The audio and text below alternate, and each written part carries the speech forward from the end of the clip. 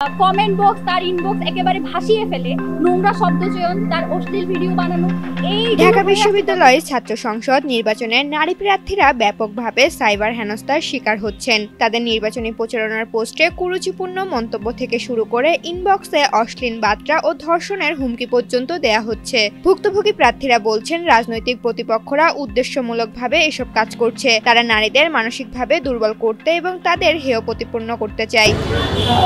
শারীরিকভাবে লাঞ্ছিত করার প্রতিবাদে আজকে বিশেষজ্ঞদের মতে গণঅভ্যুত্থানের পর রাজনীতিতে নারীদের স্বতঃস্ফূর্ত অংশগ্রহণ বাড়ায় প্রতিদ্বন্দ্বিতা থেকেই এমন প্রতিহিংসার আক্রমণ বাড়ছে।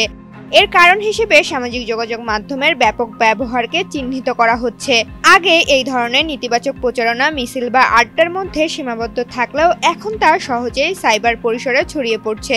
এই যে পোস্টেড নেতা সহসভাপতি কেন্দ্রীয় হাসান আল আরিফ, সেই যে আমাকে টারজান মাসুদের খাবার বলেছে।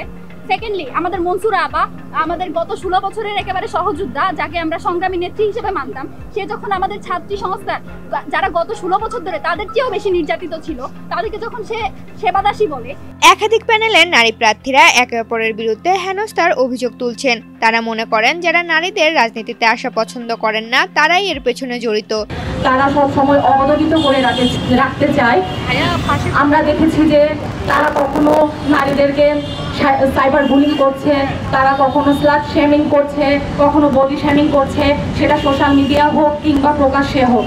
বিশ্ববিদ্যালয় প্রশাসন এই বিষয়ে গুরুত্ব দিচ্ছে এবং অভিযুক্তদের বিরুদ্ধে ব্যবস্থা নেওয়ার আশ্বাস দিয়েছে। তবে বিশ্লেষকরা বলছেন, পুরুষতান্ত্রিক সমাজে রাজনীতিতে নারীদের চরিত্র হননের এই প্রবণতা নতুন নয়। এআই এবং ভুয়া আইডি ব্যবহার করে নতুন মাত্রায় আক্রমণ করা হচ্ছে। তবে এই বাধা পেরিয়ে পুরুষের সঙ্গে সমান তালে লড়ে যাওয়াই ইতিবাচক হিসেবে দেখছেন অনেকে।